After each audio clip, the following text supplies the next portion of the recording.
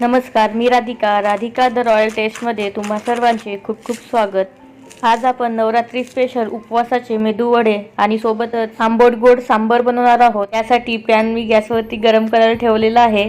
यामध्ये आपल्याला 2 वाटी पाणी टाकायचं आहे। पाणी टाकून झाल्यानंतर इथे मी दही घेतलेलं आहे, तर अगदी 1 छोटी वाटी एवढं दही घ्यायचं आहे। दही टाकल्यामुळे मेदू वड्याला छान आंबटशी अशी चव येते। तुम्ही नाही टाकलं तरी सुद्धा चालेल। नंतर चवीपुरतं मीठ टाकायचं आणि सर्व छान व्यवस्थित एकत्र करून घ्यायचं। इथे पाण्याला आपल्याला उकळी येऊ द्यायची आहे, तर पाण्याला उकळी आलेली आहे। आता यामध्ये 2 बारीक चिरलेल्या हिरव्या मिरच्या टाकायच्या आहेत आणि परत एकत्र करायचं आहे। सर्व एकत्र करून झाल्यानंतर इथे मी 1 वाटी भगर घेतलेला आहे, तर हा भगर सुद्धा आपल्याला यामध्ये टाकून घ्यायचा आहे। तुम्हाला हवं असेल तर इथे भगर तुम्ही स्वच्छ धुवून सुद्धा घेऊ शकता। भगर सुद्धा पाण्यामध्ये एकत्र करायचा आहे। 1 वाटी भगरसाठी इथे 2 वाटी पाणी टाकलेलं आहे। मंद आचेवरती भगर आपल्याला शिजवून घ्यायचं आहे, तर यावरती आपण झाकण ठेवून घेऊ आणि मंद आचेवरती भगर छान मऊसूत होईपर्यंत शिजवून घेऊ। भगर शिजत असताना तुम्हाला पाणी कमी वाटत असेल तर यामध्ये थोडंसं पाणी टाकलं तरी सुद्धा चालेल। इथे भगर आपल्याला छान पूर्ण शिजेपर्यंत आणि मऊसूत होईपर्यंत शिजवून घ्यायचं आहे। इथे मी भगर शिजवून घेतलेला आहे, झाकण काढून बघू। तुम्ही बघू शकता भगर मस्त मऊसूत असा शिजलेला आहे। याला चमच्याने स्मॅश करून घ्यायचं आहे। भगर आपल्याला व्यवस्थित स्मॅश करायचं आहे। यामध्ये भगरचे दाणे राहायला नको आणि शिजलेला सुद्धा पूर्ण हवा आहे। महत्त्वाचं म्हणजे भगर शिजल्यानंतर आपल्याला असा घट्टसर हवा आहे। थोडा देखील सैल असेल तर मेदूवडा तळताना तेल पितो। तर इथे मी मेदूवड्याचं मिश्रण किंवा शिजवलेला भगर काढून घेतलेला आहे आणि याला पूर्ण थंड करून घ्यायचं आहे। थंड झाल्यानंतर आणखी हे थोडंसं घट्ट होतं। तर इथे थंड झाल्यानंतर इथे मी 1 बटाटा घेतलेला आहे। हा बटाटा मी उकळून घेतलेला आहे आणि बटाटा आपल्याला यामध्ये किसून टाकायचा आहे। बटाटा किसून टाकल्यामुळे बटाट्याची एक सुद्धा गाठ राहत नाही। सर्व बटाटा किसून झालेला आहे। आता आपल्याला भगरमध्ये बटाटा व्यवस्थित एकजीव करून घ्यायचा आहे आणि भगरचा गोळा सुद्धा मऊसूत असा भिजवून घ्यायचा आहे। या मिश्रणामध्ये बटाटा टाकल्यामुळे मेदूवडे छान क्रिस्पी खुसखुशीत होतात।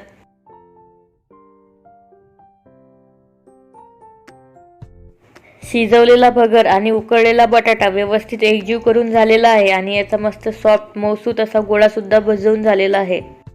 आता आपण याचे मेदू वडे बनवायला घेऊ। तर छोटासा गोळा घ्यायचा आहे। व्हिडिओमध्ये दाखवलं अगदी याप्रमाणे याला थोडंसं हाताने मळून घ्यायचं। नंतर याला गोल आकार द्यायचा आहे। गोल आकार देऊन झाल्यानंतर हाताने थोडंसं प्रेस करायचं आणि टिक्कीसारखा आकार द्यायचा। नंतर बोटाला थोडंसं तेल लावायचं आणि मेदू वड्याला होल पाडून घ्यायचं आहे। बोटाला तेल लावल्यामुळे होल पाडत असताना मिश्रण बोटाला चिकटत नाही आणि व्यवस्थित एकसारखा असा होल तयार होते। तर इथे आपला मेदू वडा बनवून तयार झालेला आहे। याच पद्धतीने मी सर्व मेदू वडे बनवून घेते। मेदू वडा बनवत असताना थोड्याशा चिरा पडल्या तरी सुद्धा चालेल। मेदू वडे तळण्यासाठी तेल गरम केलेलं आहे। तेल सुरुवातीला कडकडीत गरम असायला हवं। आता यामध्ये आपण एक एक करून मेदू वडा सोडून घेऊ। वरच्या बाजूने मेदू वडा हलकासा गुलाबी रंगावर आल्यानंतर गॅस मी मध्यम केलेला आहे। तेलामध्ये मेदू वडा सोडल्यानंतर लगेच त्याला चमच्याने हलवायचं नाही। हलकासा कडक झाल्यानंतर याला आपल्याला पलटी करून घ्यायचं आहे। तुम्ही बघू शकता मेदू वड्याला मस्त हलका गुलाबी रंग आलेला आहे। हा मेदू वडा आपल्याला छान तांबूस रंग येईपर्यंत तळायचा आहे। तुम्हाला हा मेदू वडा आतपर्यंत क्रिस्पी हवा असेल तर याला तेलावरती येईपर्यंत तळून घ्यायचं आहे। तुम्ही बघू शकता हे सर्व मेदू वडे तेलावरती मस्त तरंगत आहेत आणि मस्त हलके झालेले आहेत। याला आपण काढून घेऊ आणि काढताना सर्व तेल नितळून घ्यायचं आहे। या मेदू वड्यांना रंग खूप सुंदर आलेला आहे आणि मस्त क्रिस्पी असे हे मेदू वडे झालेले आहेत। आता आपण याबरोबर खाण्यासाठी चटपटीत असा सांबार बनवून घेऊ। त्यासाठी मिक्सरच्या भांड्यामध्ये 1 छोटी वाटी किंवा 1 चमचा शेंगदाणे घेतलेले आहेत। शेंगदाणे भाजलेले नाहीत घेतले तरी सुद्धा चालेल। नंतर 1 छोटी वाटी खोबरं किस घेतलेलं आहे। याला डेसिकेटेड कोकोनट असं सुद्धा म्हणतात। हे सुद्धा मी न भाजलेलंच घेतलेलं आहे। सांबारला रंग सुंदर येण्यासाठी 1 चमचा बेडगी मिरची पावडर टाकलेली आहे। ही ऑप्शनल आहे आणि ही मिरची पावडर अजिबात तिखट नसते, तर आपल्याला याची पावडर करून घ्यायची आहे। शेंगदाणे, खोबरं किस आणि मिरची पावडर याची छान बारीक अशी पावडर बनवून घेतलेली आहे। नंतर इथे मी पॅनमध्ये 1 ते 1.5 पळी तेल गरम करत ठेवलेलं आहे। यामध्ये 2 लाल सुक्या मिरच्या टाकायच्या आहेत। लाल सुक्या मिरच्या आपल्या तेलावरती हलक्याशा परतून घ्यायच्या आहेत। मिरच्या परतून झालेल्या आहेत। यामध्ये बनवलेली पावडर टाकायची आहे। ही पावडर आपल्याला तेलावरती छान खमंग अशी परतून घ्यायची आहे, कारण यामध्ये आपण शेंगदाणे आणि खोबरं किस भाजून घेतलेलं नव्हतं। मंद आचेवरती ही पावडर आपण जेवढा वेळ परतू तेवढंच सांबारची चव वाढत जाते। इथे सर्व छान परतून झालेलं आहे। यामध्ये अर्धा चमचा तिखट लाल मिरची पावडर टाकायची आहे आणि ही मिरची पावडर सुद्धा कमी आचेवरती आपण यामध्ये परतून घेऊ। मिरची पावडर तुम्ही टेस्टच्या अकॉर्डिंग कमी किंवा जास्त करू शकता। मिरची पावडर सुद्धा तेलावरती मस्त परतून झालेली आहे। यामध्ये अर्धा ग्लास एवढं पाणी टाकायचं आहे। पाणी सर्व छान व्यवस्थित एकजीव करून घ्यायचं। इथे गॅस मी मोठा केलेला आहे आणि मोठ्या आचेवरती हे वाटण आपल्याला तेल सुटेपर्यंत शिजवून घ्यायचं आहे। तुम्ही बघू शकता इथे वाटणाने मस्त तेल सोडलेलं आहे आणि एखाद्या रेस्टॉरंट स्टाईल किंवा ढाबा स्टाईल भाजीसाठी आपण ग्रेव्ही बनवतो अगदी तसं टेक्स्चर याला आलेलं आहे। यामध्ये पाणी टाकायचं आहे। तर इथे मी जवळपास 1 ग्लास एवढं पाणी टाकलेलं आहे। तुम्हाला सांबार किती पातळ किंवा घट्ट हवा त्यानुसार तुम्ही यामध्ये पाणी कमी किंवा जास्त केलं तरी सुद्धा चालेल। चवीपुरतं मीठ टाकायचं आणि परत छान एकजीव करून घ्यायचं। इथे सांबारला उकळी आलेली आहे। सांबारला आंबट चव येण्यासाठी चिंचेचं पाणी यामध्ये टाकलेलं आहे। नंतर थोडासा गूळ टाकायचा। गूळ आणि चिंचेच्या पाण्यामुळे सांबारला छान आंबट गोड अशी चव येते। परत एकदा सर्व छान एकजीव करून घेऊ। गूळ टाकून झाल्यानंतर मंद आचेवरती 1 ते 1.5 मिनिट सांबार छान उकळून घ्यायचा। जवळपास 1 ते 1.5 मिनिट झालेला आहे। सांबार मस्त उकळून झालेला आहे। याला परत एकजीव करून घ्यायचं। तुम्ही बघू शकता सांबारला मस्त रंग आलेला आहे। यामध्ये तुम्ही बारीक चिरलेली कोथिंबीर सुद्धा टाकू शकता। गॅस बंद करून घेऊ आणि अशा प्रकारे आपला सांबार सुद्धा तयार झालेला आहे। या सांबारकडे बघून वाटत सुद्धा नाही आहे की हा उपवासाचा सांबार आहे। योग्य प्रमाणात दाटसरपणा आलेला आहे। रंग सुद्धा खूप सुंदर आलेला आहे। चिंचेमुळे आंबटसरपणा तर गुळामुळे हलकासा गोडसरपणा आलेला आहे। तर अशा प्रकारे आपला मेदूवडा आणि सांबार खाण्यासाठी तयार झालेला आहे। मेदूवड्याचा आवाज तुम्ही ऐकू शकता। मस्त क्रिस्पी कुरकुरीत असे हे मेदूवडे झालेले आहेत आणि आतपर्यंत कुरकुरीत झालेले आहेत। या आंबट गोड सांबार बरोबर हे मेदूवडे खूप अप्रतिम लागतात। मग तुम्हाला हे मेदूवडे कसे वाटले ते मला कमेंट करून सांगा। नवरात्रीचे उपवास चालू आहे तर तुमच्या घरी उपवासाला हे मेदूवडे नक्की बनवून बघा आणि व्हिडिओला लाईक शेअर करायला विसरू नका। वडे बनवण्यासाठी आधी आपल्याला साबुदाणा भिजवून घ्यावा लागेल। तर त्यासाठी इथे मी 1 कप साबुदाणा घेतलेला आहे। तुमच्याकडे मेजरिंग कप नसेल तर तुम्ही घरातली कुठलीही वाटी घेऊ शकता। त्या वाटीने 1 वाटी साबुदाणा घ्यायचा आहे। नंतर यामध्ये पाणी टाकून साबुदाणा स्वच्छ धुवून घ्यायचा। खूप जास्त चोळून सुद्धा साबुदाणा धुवून घ्यायचा नाही। साबुदाणा धुतलेलं पांढरं पाणी काढून घ्यायचं आणि परत एका पाण्याने साबुदाणा धुवून घ्यायचा। अशा प्रकारे 2 पाण्याने साबुदाणा मी स्वच्छ धुवून घेतलेला आहे। साबुदाणा धुण्यासाठी घेतलेलं सर्व पाणी यामधून पूर्ण नितळून घ्यायचं। तुम्ही बघू शकता यामध्ये जरा देखील पाणी मी ठेवलेलं नाही। आता यामध्ये साबुदाणा भिजवण्यासाठी पाणी टाकायचं आहे। तर इथे मी अर्धा कप पाणी घेतलेलं आहे। 1 कप साबुदाण्यासाठी अर्धा कप आपल्याला पाणी टाकायचं आहे। म्हणजेच 1 वाटीला अर्धी वाटी एवढं पाणी टाकायचं। तुम्ही बघू शकता अर्धा कप पाण्याने साबुदाणा पूर्ण अजून झाकलेला सुद्धा नाही आहे। मी तुम्हाला जवळून सुद्धा दाखवते तर पाण्याचं प्रमाण तुम्हाला इथे बघून लक्षात आलेलंच असेल किंवा वाटीने 1 वाटीसाठी अर्धी वाटी एवढं पाणी घ्यायचं। अर्धा कप किंवा अर्धी वाटीपेक्षा 1 चमचा पाणी सुद्धा यामध्ये शिल्लक टाकायचं नाही।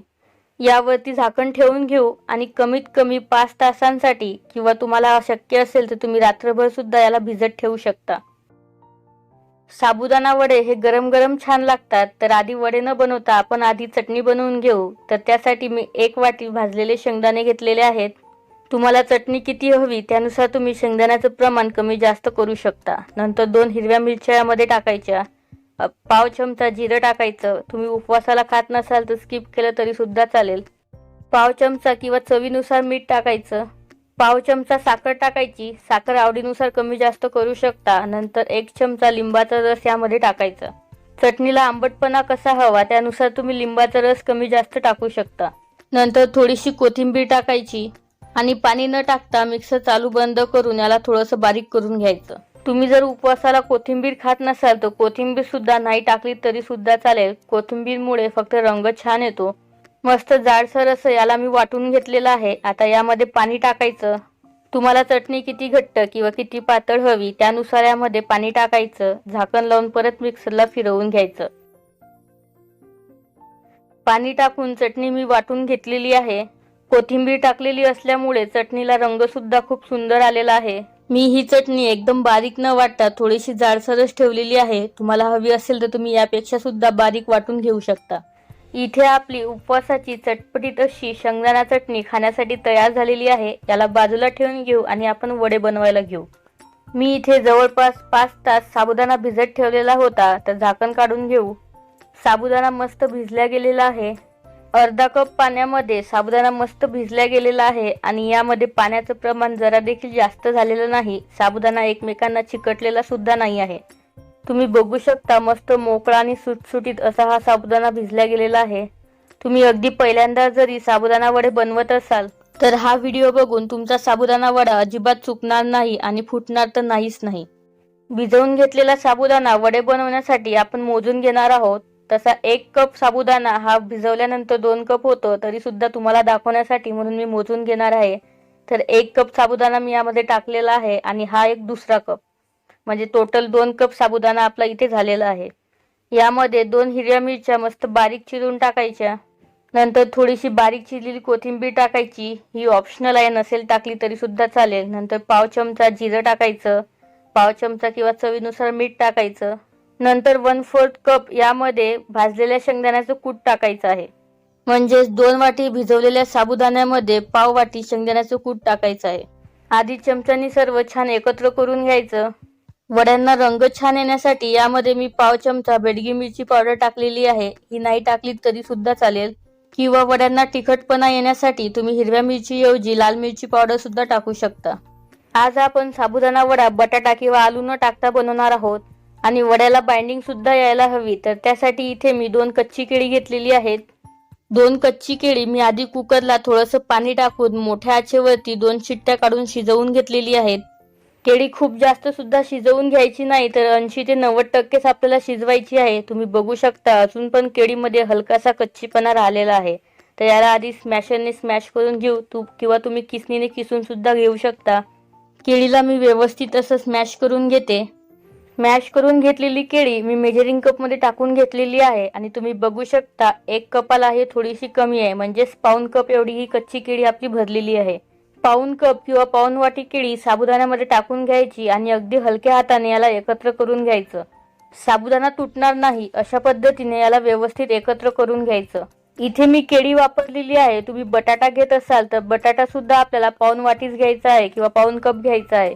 वड्यांचं मिश्रण मस्त घट्टसर असं झालेलं आहे, अजिबात सैल झालेलं नाही. वड्याचं मिश्रण यापेक्षा थोडंसं सैल किंवा पातळ झालं तर वडे तळताना तेल पितात आणि ते नंतर मऊ सुद्धा होतात. आपल्याला ज्या साईजचे वडे बनवायचे आहेत तेवढं मिश्रण घ्यायचं, त्याचा छान दाबून दाबून गोळा किंवा लाडू बनवून घ्यायचा. तर आधी सर्व लाडू बनवून घ्यायचे, नंतर त्या लाडूला वड्यांचा आकार द्यायचा. लाडू बनवताना पोकळ न बनवता छान दाबून प्रेस करून याला बनवून घ्यायचं. मिश्रणाचे सर्व लाडू किंवा गोळे मी बनवून घेतलेले आहेत. आता आपण याला वड्याचा आकार देणार आहोत. तर आधी हात स्वच्छ धुवून घ्यायचा. हाताने हलकसं प्रेस करून तळ हाताच्या मदतीने याला वड्याचा आकार द्यायचा आणि कडा वडा बनवत असताना अंगठ्याने दाबत जायचं, म्हणजे कडा शिजणार नाही आणि वडा सुद्धा व्यवस्थित बनवला जाणार. व्हिडिओमध्ये दाखवलं अगदी याप्रमाणे वडा बनवून घ्यायचा. साबुदाणा वडा बनवून झालेला आहे. तुम्ही बघू शकता याची जाडी खूप जास्त जाड सुद्धा नाही आणि खूप जास्त पातळ सुद्धा बनवलेला नाही.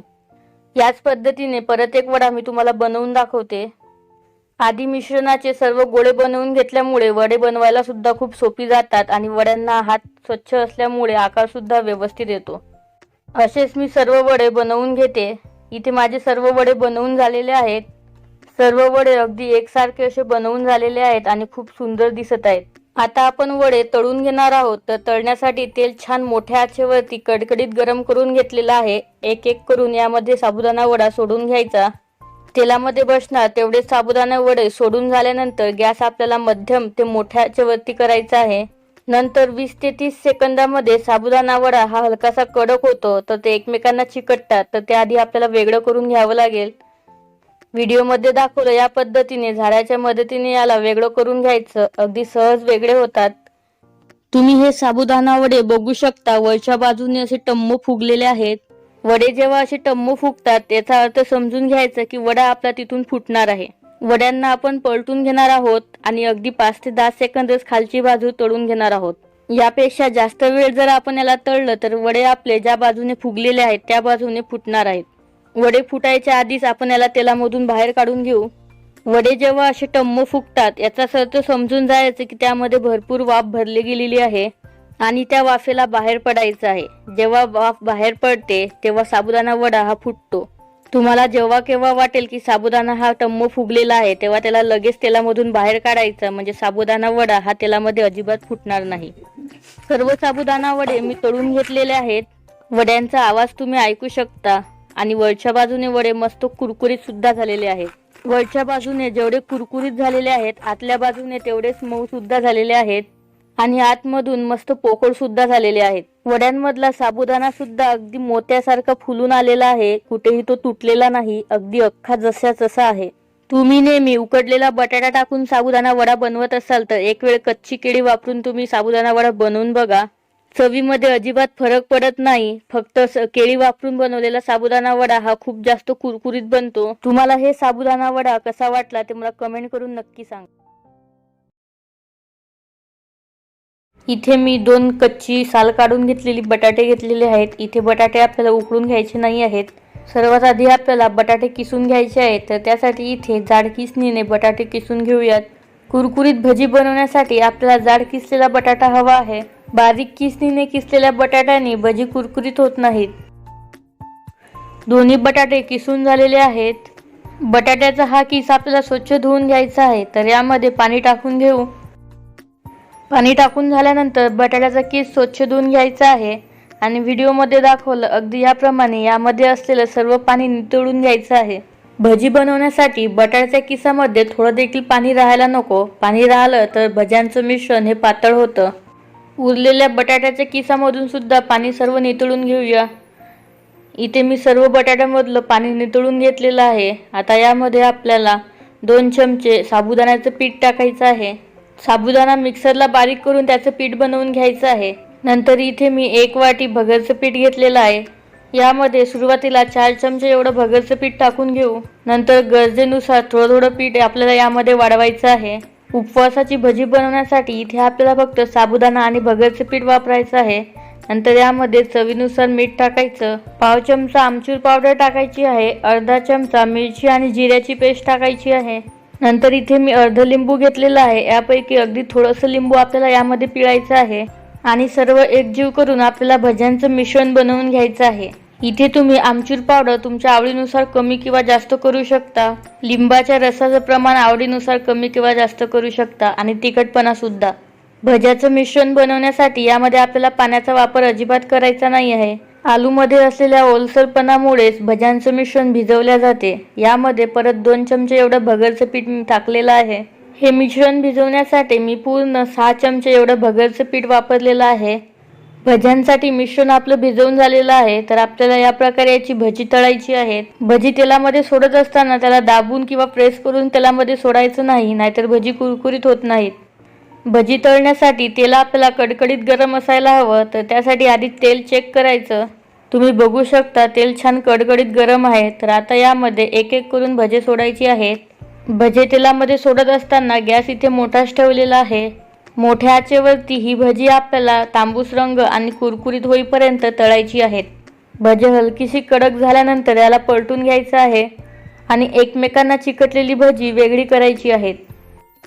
इथे भज्यांना मस्त तांबूस रंग यायला सुरुवात झालेली आहे। आता गॅस मी मध्यम केलेला आहे आणि मध्यम आचेवरती आपल्याला थोडेसा डार्क रंग होईपर्यंत ही भजे तळून घ्यायची आहेत।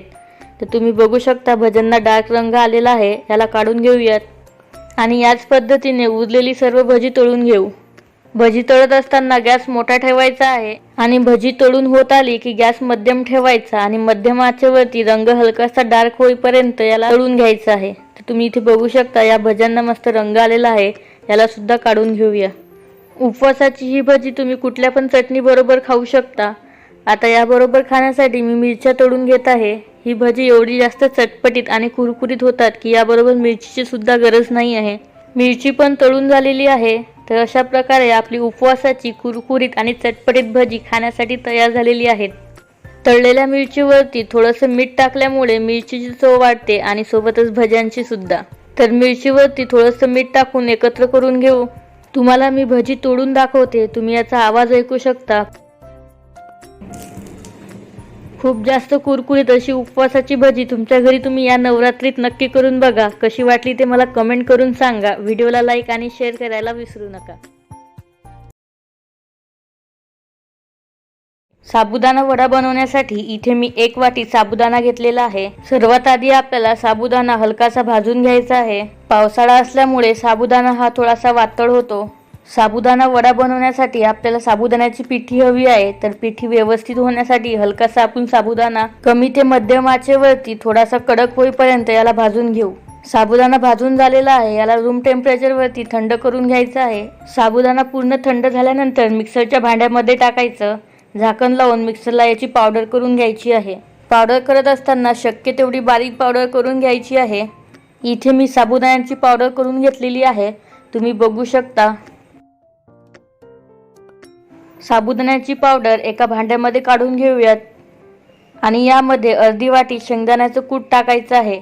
1 वाटी साबुदाण्यासाठी आपल्याला अर्धी वाटी शेंगदाण्याचं कूट टाकायचं आहे. शेंगदाण्याची पावडर किंवा कूट आपल्याला खूप जास्त बारीक सुद्धा करायची नाही आहे, हलकीशी दाणेदारच ठेवायची आहे. नंतर इथे मी 1 बटाटा घेतलेला आहे. बटाट्याची सर्वात आधी आपल्याला साल काढून घ्यायची आहे. साल काढून झालेली आहे. आता बटाट्याचे आपल्याला छोटे छोटे काप करून घ्यायचे आहेत. 1 वाटी साबुदाण्यासाठी आपल्याला 1 मीडियम साईजचा बटाटा हवा आहे. तुम्ही जर छोटे घेत असाल तर 2 बटाटे घ्यायचे आहेत. बटाट्याचे छोटे काप करून झाल्यानंतर पाण्याने स्वच्छ धुवून घ्यायचे आहेत आणि मिक्सरच्या भांड्यामध्ये टाकायचे आहेत. आपल्याला बटाट्याची पेस्ट करून घ्यायची आहे, पण इथे आपल्याला पाणी अजिबात टाकायचं नाही आहे. पाणी न टाकता एकसारखी अशी पेस्ट बनवून घ्यायची आहे. इथे मी पेस्ट बनवून घेतलेली आहे. बटाट्यामध्ये असलेल्या पाण्यामुळेच याची पेस्ट तयार होते. बटाट्याची पेस्ट आपल्याला साबुदाणा आणि शेंगदाण्याच्या पावडरमध्ये टाकायची आहे. वड्यांना तिखटपणा येण्यासाठी 2 बारीक चिरलेल्या हिरव्या मिरच्या टाकायच्या. रंग येण्यासाठी 1 चमचा बेडगी मिरची पावडर टाकलेली आहे. चवीपुरतं मीठ टाकायचं. बारीक चिरलेली कोथिंबीर टाकायची. पाव चमचा जिरं, पाव चमचा जिरे पावडर टाकायची आहे आणि सर्व छान एकजीव करून घ्यायचं आहे. सुरुवातीला आपल्याला यामध्ये पाणी टाकायचं नाही आहे. बटाट्यामध्ये असलेल्या पाण्याने त्याला भिजवून घ्यायचं आहे. बटाट्याच्या पेस्टमध्ये मिश्रण बऱ्यापैकी भिजवल्या गेलेलं आहे. आपण साबुदाणा भिजवून घेतलेला नसल्यामुळे साबुदाणा हा पाणी शोषून घेतो, तर त्यासाठी इथे मी अर्धी वाटी पाणी घेतलेलं आहे. या मिश्रणामध्ये अगदी थोडं थोडं करून पाणी टाकायचं आहे आणि याचा गोळा मळून घ्यायचा आहे. सुरुवातीला मी 2 चमचे एवढं पाणी टाकलेलं आहे आणि परत 2 चमचे पाणी टाकायचं आहे. पाण्याचा अंदाज घेत आपल्याला मिश्रण भिजवून घ्यायचं आहे. वाटीमध्ये राहिलेलं सर्व पाणी आपण टाकून घेऊ आणि मिश्रण भिजवून घेऊ. काही ठिकाणी उपवासाला कोथिंबीर आणि जिरे खाल्ले जात नाही, तर तुम्ही कोथिंबीर आणि जिरे नाही टाकले तरी सुद्धा चालेल. मिश्रण थोडंसं कोरडं वाटत असल्यामुळे पाव वाटी किंवा 2 ते 3 चमचे पाणी परत मी यामध्ये टाकलेलं आहे. तर इथे हे मिश्रण भिजवण्यासाठी पूर्ण मला पाऊण वाटी एवढं पाणी लागलेलं आहे. साबुदाणा वड्यासाठी मिश्रण भिजवून झालेलं आहे. याला 10 मिनिटासाठी मुरवत ठेवायचं आहे. यामुळे साबुदाणा छान भिजला जातो. तोपर्यंत आपण वड्याबरोबर खाण्यासाठी आमटी बनवून घेऊ. शेंगदाण्याची आमटी बनवण्यासाठी इथे मी न भाजलेल्या शेंगदाण्याचं कूट घेतलेलं आहे. तुम्हाला हवं असेल तर तुम्ही शेंगदाणे भाजून सुद्धा कूट घेऊ शकता. नंतर यामध्ये अर्धी वाटी पाणी टाकून घेऊ आणि मिक्सरला याला वाटून घ्यायचं आहे. वाटून घेताना तुम्हाला आमटीचं टेक्स्चर कसं हवं त्यानुसार याला खूप जास्त बारीक किंवा थोडंसं दाणेदार वाटून घेऊ शकता. शेंगदाणे आणि पाणी वाटून झालेले आहेत. आता याला फोडणी द्यायची आहे. तर त्यासाठी इथे मी 1 पडी तेल टाकलेलं आहे. तेल गरम झाल्यानंतर यामध्ये 1 बारीक चिरलेली हिरवी मिरची टाकायची आहे. थोडंसं जिरं टाकायचं आहे आणि थोड्या वेळ तेलावरती परतून घ्यायचं आहे. नंतर रंग येण्यासाठी अर्धा चमचा बेडगी मिरची पावडर टाकलेली आहे. सर्व फ्राय करून झाल्यानंतर शेंगदाणे आणि पाण्याचं वाटण यामध्ये टाकायचं आहे. तुम्हाला आमटी किती घट्ट किंवा पातळ हवी त्यानुसार तुम्ही पाणी टाकू शकता. यामध्ये चवीपुरतं मीठ टाकून घेऊ आणि एकत्र करून घेऊ. आपण न भाजलेल्या शेंगदाण्याचं कूट घेतलेलं असल्यामुळे आमटी 1.5 ते 2 मिनिट उकळून घ्यायची आहे. आमटीला उकळी आल्यानंतर थोडीशी बारीक चिरलेली कोथिंबीर टाकायची आणि आमटीमध्ये एकत्र करायची आहे. इथे आमटी मस्त उकळून झालेली आहे, छान शिजलेली आहे. आता गॅस बंद करून घ्यायचा आहे, कारण थंड झाल्यानंतर आमटी आणखी थोडीशी घट्ट होते. आमटी होईपर्यंत दुसरीकडे आपलं पीठ सुद्धा मस्त मुरलेलं आहे. याला आपल्याला जवळपास अर्धा मिनिट परत मळून घ्यायचं आहे. तुमचं मिश्रण इथे कोरडं झालेलं असेल तर 2 चमचे पाणी तुम्ही परत यामध्ये टाकू शकता आता आपण याचे वडे बनवून घेणार आहोत. तर त्यासाठी तुम्हाला ज्या आकाराचे वडे बनवायचे आहेत त्या आकाराचा एक गोळा तोडून घ्यायचा आहे आणि परत हाताने याला थोडंसं मळून घ्यायचं आहे. नंतर गोल गरगरीत आकार द्यायचा. वड्याचा आकार देण्यासाठी हाताने थोडंसं प्रेस करायचं. वडा बनवत असताना याला कुठेही क्रॅक किंवा चिरा पडायला नको आहेत. चिरा पडल्या तर साबुदाणा वडा तळताना हा तेलामध्ये फुटू शकतो. तर इथे आपला चिरा न पडलेला साबुदाणा वडा बनवून तयार झालेला आहे. मी तुम्हाला परत एक वडा बनवून दाखवते. वडा बनवत असताना त्याला आपल्याला जास्तीत जास्त मळून घ्यायचं आहे, त्यामुळे याला चिरा अजिबात पडत नाहीत. तुम्ही बनवलेल्या वड्यांना चिरा पडत असेल तर या मिश्रणामध्ये जवळपास 2 चमचे पाणी तुम्ही वाढवू शकता. इथे 2 वडे बनवून झालेले आहे. याच पद्धतीने उरलेले वडे मी बनवून घेते. तर इथे मी वडे बनवून घेतलेले आहे. सर्व वडे अगदी एकसारखे आणि चिरा न पडलेले बनवलेले आहेत. आता हे बनवलेले साबुदाणे वडे आपण तळून घेऊ. तर त्यासाठी कढईमध्ये तेल गरम करत ठेवलेलं आहे. तेल मी इथे मोठ्या आचेवरती कडकडीत असं गरम केलेलं आहे. सुरुवातीला जेव्हा आपण तेलामध्ये वडे सोडतो तेव्हा तेल छान गरम असायला हवं. एक एक करून यामध्ये साबुदाणा वडे सोडायचे आहेत. वडे सोडत असताना थोड्याशा अंतरावरती सोडायचे, कारण वडे तेलामध्ये सोडल्यानंतर थोडेसे फुगतात आणि साबुदाणा हा चिकट असल्यामुळे एकमेकांना वडे चिकटतात आणि चिकटलेले वडे एकमेकांपासून वेगळे केल्यानंतर तेलामध्ये ते फुटतात आणि तेल शोषून घेतात. वडे हलकेसे कडक झाल्यानंतर याला पलटून घ्यायचं आहे. इथे वड्यांना हलकासा तांबूस रंग आल्यानंतर गॅस मी मध्यम केलेला आहे. आता मध्यम आचेवरती छान तांबूस रंग येईपर्यंत याला फ्राय करून घ्यायचे आहेत. वड्यांना मस्त डार्क तांबूस रंग आलेला आहे. याला आपण काढून घेऊयात आणि सर्व तेल यामधलं नितळून घेऊयात. याच पद्धतीने उरलेले सर्व साबुदाणे वडे मी तळून घेते. सर्व साबुदाणा वडे मी तळून घेतलेले आहेत. सर्व वड्यांना अगदी एकसारखा रंग आलेला आहे. एक सुद्धा वडा फुटलेला नाही आहे आणि अगदी झटपट असे हे वडे बनवून तयार झालेले आहेत. तुम्हाला मी वडा तोडून दाखवते. तुम्ही याचा आवाज ऐकू शकता. बाहेरून छान क्रिस्पी आणि आतमधून मस्त सॉफ्ट असे हे वडे आहेत. आतमधलं टेक्स्चर तुम्ही बघू शकता. खूप भारी आलेलं आहे. अगदी झटपट, कमी मेहनतीमध्ये आणि जास्त भांडी खराब न करता हे वडे बनवून होतात. तर या नवरात्रीमध्ये तेच साबुदाणे न बनवता या पद्धतीने साबुदाणे वडे बनवून बघा. तुम्हाला कसे वाटले ते मला कमेंट करून सांगा. व्हिडिओ आवडला असेल तर व्हिडिओला लाईक आणि जास्तीत जास्त शेअर करा. लाडू बनवण्यासाठी एक मोठी वाटी भरून मी मखाने घेतलेले आहेत. जवळपास 50 ग्रॅम एवढे हे मखाने आहेत. मखाने कढईमध्ये टाकून घेऊ. तुम्ही बघू शकता मखाने दाबल्यानंतर दबतायत, याचाच अर्थ हे मऊ पडलेले आहेत. तर याला आपल्याला खरपूस किंवा क्रिस्पी होईपर्यंत भाजून घ्यायचे आहेत. भाजत असताना आपल्याला मंद ते मध्यम आचेवरती भाजून घ्यायचे आहेत. अगदी 3 ते 4 मिनिटांमध्ये मखाने छान खरपूस भाजल्या जातात. मखाने व्यवस्थित भाजले गेले की नाही हे बघण्यासाठी बोटाने या पद्धतीने तोडून बघायचं. याचा छान चुरा होता, याचाच अर्थ व्यवस्थित भाजल्या गेलेले आहेत. याला एका भांड्यामध्ये काढून घेणार आहोत आणि थंड होण्यासाठी बाजूला ठेवून देऊ. नंतर त्याच कढईमध्ये शेंगदाणे टाकून घ्यायचे आहेत. ज्या वाटीने आपण मखाने मोजून घेतले त्याच वाटीने पाव वाटी शेंगदाणे घेतलेले आहेत. इथे शेंगदाण्याचं प्रमाण तुम्ही तुमच्या आवडीनुसार कमी किंवा जास्त सुद्धा करू शकता. कमी ते मध्यम आचेवरती हलकेसे डाग पडेपर्यंत शेंगदाणे भाजून घ्यायचे आहेत. शेंगदाणे सुद्धा मस्त भाजून झालेले आहेत, तुम्ही बघू शकता. आता याला सुद्धा आपण एका प्लेटमध्ये काढून घेऊ आणि थंड होण्यासाठी बाजूला ठेवून देणार आहोत. नंतर परत त्याच कढईमध्ये किसून घेतलेलं सुकं खोबरं टाकायचं. सुकं खोबरं सुद्धा मी पाव वाटीला थोडंसं कमी घेतलेलं आहे. सुकं खोबरं मात्र आपल्याला कमी आचेवरती भाजून घ्यायचं आहे, कारण लगेच ते जळायला लागतं. सुक्या खोबऱ्याला सुद्धा हलकासा तांबूस रंग आलेला आहे. याला सुद्धा काढून घेऊ. इथे आपले भाजून घेतलेले मखाने सुद्धा पूर्ण थंड झालेले आहे. तर मिक्सरच्या भांड्यामध्ये थंड करून घेतलेले मखाने सर्व टाकून घ्यायचे आणि मिक्सर चालू बंद करून मिक्सरला याची भरड करून घ्यायची आहे.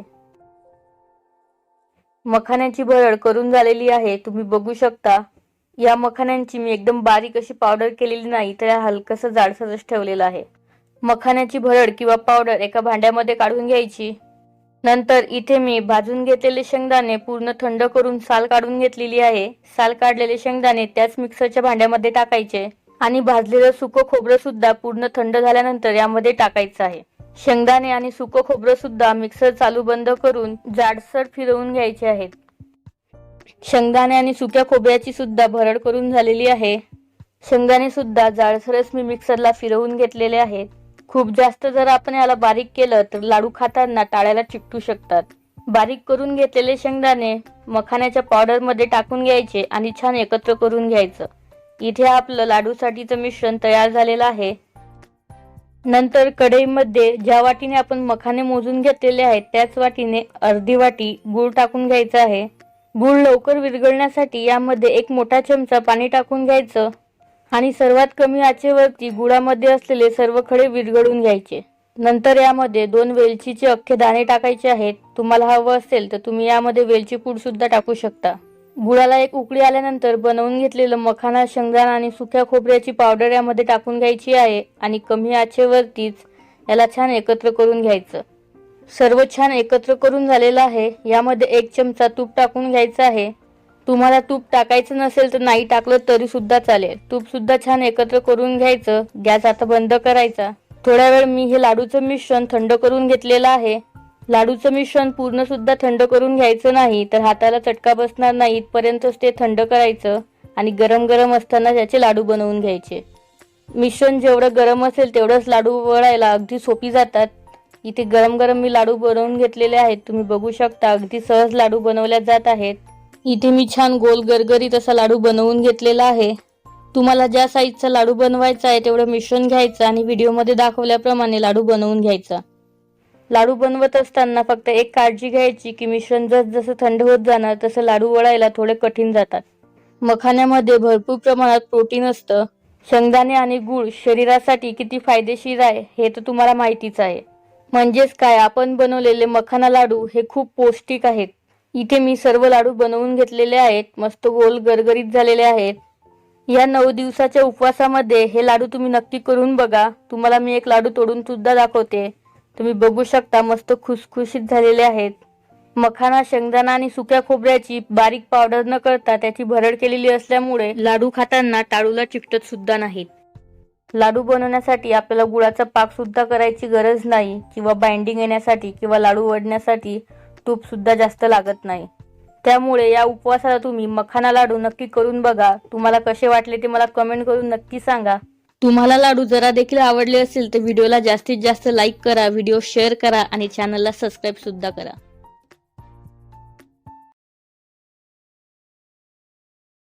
उसळ किंवा खिचडी करण्यासाठी आपल्याला सर्वात आधी साबुदाणा भिजवून घ्यायचा आहे. तर इथे मी 1 वाटी साबुदाणा घेतलेला आहे. या साबुदाण्यामध्ये थोडंसं पाणी टाकायचं आणि साबुदाणा आपल्याला स्वच्छ धुवून घ्यायचा आहे. तर इथे आधी मी एका पाण्याने साबुदाणा स्वच्छ धुवून घेतलेला आहे. आधी टाकलेलं सर्व पाणी मी काढून घेतलेलं आहे. आता परत यामध्ये पाणी टाकायचं आहे आणि परत एकदा साबुदाणा आपल्याला धुवून घ्यायचा आहे. यामध्ये जी काही साबुदाण्याची पावडर असेल ती सर्व निघून जाते आणि साबुदाणा चिकट न होता मस्त मोकळा भिजवला जातो. साबुदाणा धुण्यासाठी मी जे काही पाणी टाकलं होतं ते सर्व काढून घेतलेलं आहे आणि यामध्ये आपल्याला अर्धी वाटी पाणी टाकायचं आहे. ज्या वाटीने 1 वाटी साबुदाणा आपण घेतला त्याच वाटीने अर्धी वाटी पाणी आपल्याला यामध्ये टाकायचं आहे. पाण्यामध्ये साबुदाणा व्यवस्थित बुडवून घ्यायचा आणि यावरती झाकण ठेवून कमीत कमी रात्रभर साबुदाणा छान भिजवून घ्यायचा.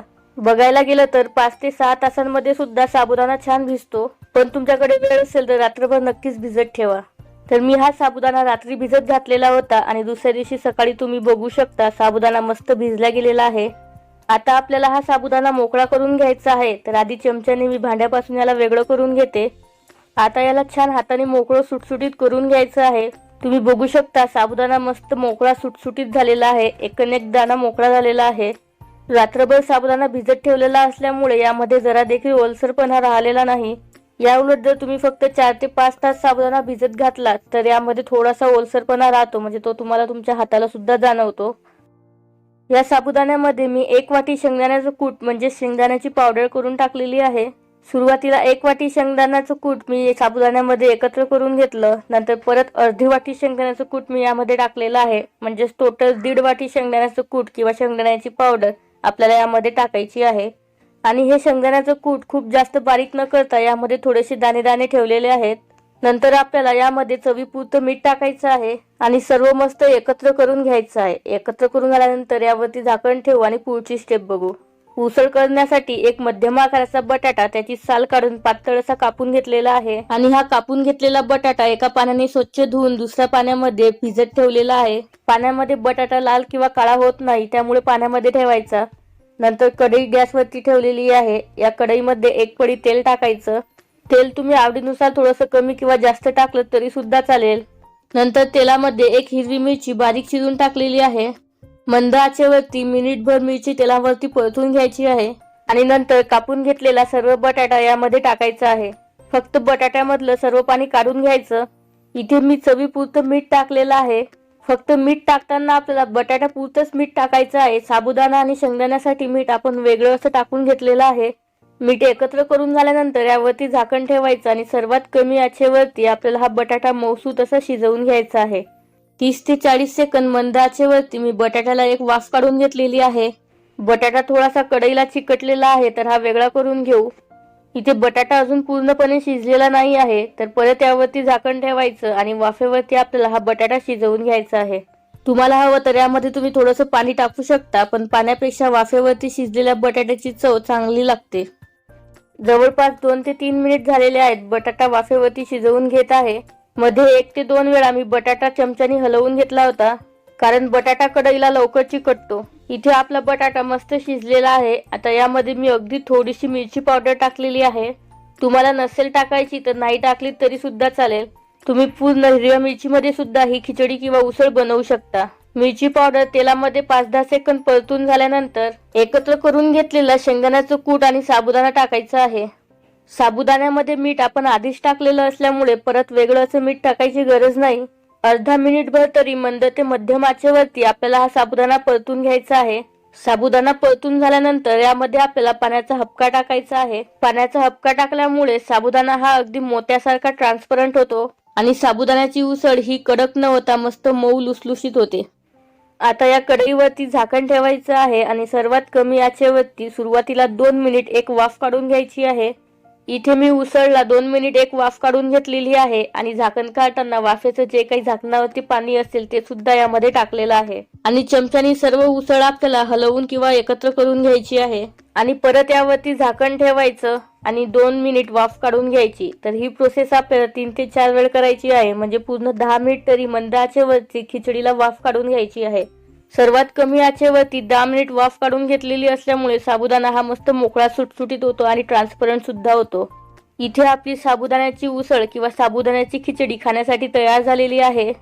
ही उसळ आपण एका प्लेटमध्ये काढून घेऊ. इथे तुम्ही ही उसळ बघू शकता, मस्त मोकळी सुटसुटीत झालेली आहे आणि साबुदाणा सुद्धा मस्त ट्रान्सपरंट झालेला आहे. या महाशिवरात्रीला साबुदाणा वडा न करता जर तुम्हाला साबुदाण्याची खिचडी करायची असेल तर ही रेसिपी अगदी परफेक्ट आहे. याच पद्धतीने साबुदाणा खिचडी नक्की करा आणि तुम्हाला ही साबुदाण्याची उसळ कशी वाटली हे न विसरता कमेंट करून सांगा. आपल्या चॅनलवरती बटाटा किंवा आलू अजिबात न वापरता साबुदाणा वडा कसा करायचा याची रेसिपी सुद्धा शेअर केलेली आहे. साबुदाणा वड्याची ती रेसिपी सुद्धा तुम्ही पाहू शकता आणि साबुदाणा उसळची रेसिपी तर तुम्ही आताच बघितली. ही उसळ गोड दह्याबरोबर तर खूपच अप्रतिम लागते. तुम्ही नक्की करून बघा आणि आवडल्यास व्हिडिओला लाईक करा, व्हिडिओ जास्तीत जास्त शेअर करा आणि चॅनलला सबस्क्राईब करा.